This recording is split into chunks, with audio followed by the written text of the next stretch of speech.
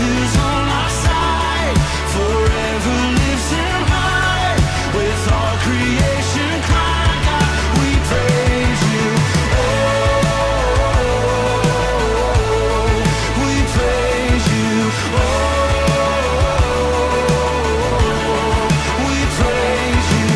This is what living looks like. This is what freedom feels like. This is what heaven sounds like. We praise you, we praise you. This is what living looks like. This is what freedom feels like. This is what heaven sounds like. We praise you, we praise you. This is what living looks like. This is what freedom feels like. This is what heaven sounds like. We praise you, we praise. We'll see you break down every wall. We'll watch the giants fall. Fear cannot survive when we praise you. The God of breakthroughs on our side, forever lives him high, with all creation cry, God, we praise you. Oh, we praise you. Oh, we praise you.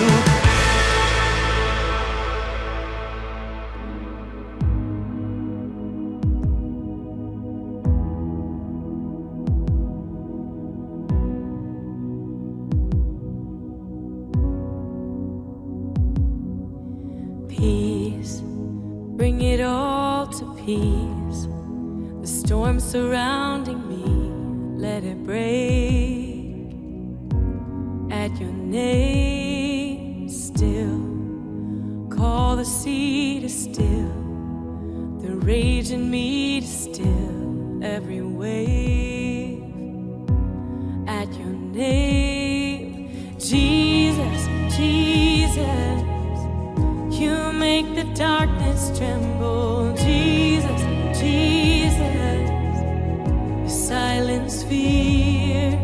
Jesus, Jesus, you make the darkness tremble. Jesus, Jesus, breathe. Call these bones to live. Call these lungs to sing once again. I will praise Jesus, Jesus. You make the darkness tremble. Jesus, Jesus. Silence fear. Jesus, Jesus. You make the darkness tremble. Jesus, Jesus.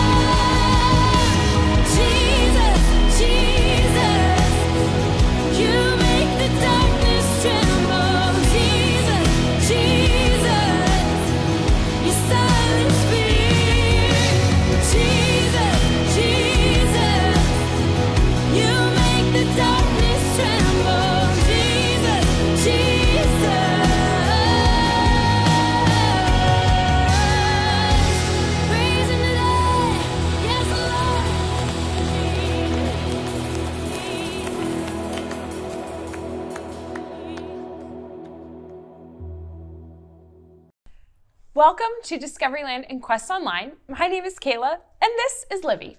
Okay, Kayla, I had the weirdest day yesterday. Did? Yeah, so first of all, my brother was actually nice to me. I know. No, he wasn't replaced by a robot or an alien. You sure? Yep, I checked. I Okay. double checked. Okay. So yesterday was a hard day. I forgot to study for my math test. My best friend was mad at me, and I spilled chocolate milk on my favorite shirt. No. I know. Ugh. Ugh. But when I got home, I told my brother to say something mean about my shirt like he always would. But instead, he asked me if he could make me a snack. I know. After my bad day, I really, really needed it. And it was an answer to a prayer, actually. But I sure didn't expect it to come from my brother. You know what? That must be kind of what Elijah in the Bible felt like. He had some encouragement in a very unexpected way. Oh, yeah, I remember that part. It's a good one. Elijah was a well-known and powerful prophet or messenger of God. He saw God work in amazing ways. One time, God fed Elijah, a woman, and her child for days with nothing but a small jar of oil and a handful of flour. Then Elijah saw God raise that same child from the dead after he became ill. When Elijah asked God to end the famine, God answered and he brought back rain to the land of Israel. Elijah even saw God show his power when God came down in a pillar of fire against 400 false prophets, meaning people who didn't worship God. And if anyone knew how to listen to God, it was Elijah. Sounds like it. But even a man like Elijah can feel scared. After facing and defeating 400 false prophets, a woman named Jezebel threatened to kill Elijah. He became so worried that he got up and left right away to go into the wilderness. Before lying down to sleep, Elijah cried out to God and said, "Lord, I can't do this anymore. Take me away because I'm not better than my ancestors who disobeyed you." But God wanted to care for Elijah. An angel of God touched Elijah, woke him up, and told him to eat. And at that very moment, Elijah saw that there was fresh baked bread and water right there next to him. So he ate and he drank, and then he fell back asleep. And a little while later, the same angel of God came back down again and said, "Elijah, get up and eat. You will need energy for your journey." So again, Elijah ate and drank, and he felt renewed and he felt strong, and he left and traveled for 40 days to reach Horeb, the mountain of God. And when Elijah arrived, he spent the night right inside a cave. God called out to Elijah and asked, "What are you doing here, Elijah?" And Elijah replied, "Lord, I'm committed to you, but everyone else has left you. They broke the altars dedicated to you and killed your prophets. And now I'm all alone and they're coming after me too." But then God said, "Go out, stand on the mountain in front of me, for I want to meet with you." As God approached, there was so much noise and commotion happening all around Elijah. First, a strong wind tore through the mountains, but it wasn't God in the wind. Then a huge earthquake came, but God, he wasn't in the earthquake either.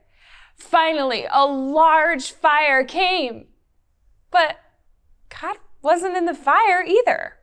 Yeah, and after all these things, there was a soft whisper. Elijah knew God was there, so he stood up, covered his face, and left the cave to meet with God. God asked Elijah again, "Why are you here, Elijah?" Elijah replied, "Lord, I'm committed to you, but everyone else has left you. They broke the altars dedicated to you and killed your prophets. And now I'm all alone and they're coming after me too." Then God told Elijah, "Go back the way you came, for I have people waiting to meet you. I have 7,000 people in Israel who are still following me. You're not alone." Elijah had experienced God in mighty ways. He saw things that most people couldn't even imagine. But this time, God didn't choose to speak to Elijah in big ways like he had in the past. Instead, God did something completely unexpected. He let Elijah lay down and rest. He fed him. He invited Elijah to meet with him. And there, God talked to Elijah through a soft whisper. God sometimes shows up in big or really obvious ways in our lives, but he can also speak to us quietly or in ways that surprise us. God can speak to us in unexpected ways. So God didn't speak to Elijah through fire or a wind or a huge earthquake, but God spoke to Elijah through a quiet whisper.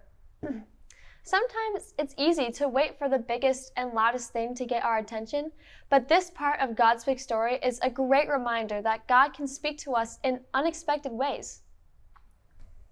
What do you need God to speak to you about today? Is there something going on in your life that you need his help or his guidance or his love? Do you just need him in your life today? During this song, pray. You can pray in your mind, you can pray out loud and ask God to speak to you, even if it is just the smallest whisper. I don't wanna be afraid every time I face the waves. I don't wanna be afraid. I don't wanna be afraid. And I don't wanna fear the storm just because I hear it roar.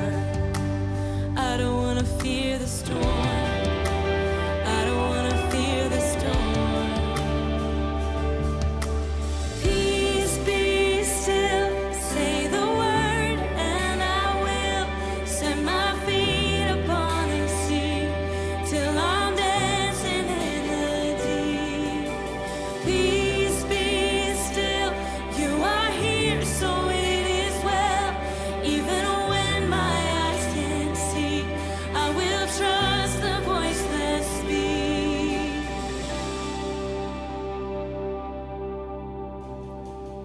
So I'm not gonna be afraid, 'cause these waves are only waves. I'm not gonna be afraid. No, I'm not gonna be afraid. And I'm not gonna fear the storm. You are greater than its roar. Oh, I'm not gonna fear the storm. No, I'm not gonna fear it all. Peace be still, say the word, and I will set my feet upon the sea till I'm dancing in the deep. Lord, peace be still, you are here, so it is well. Even when my eyes can't see, I will trust the voice that speaks. Peace, peace over me.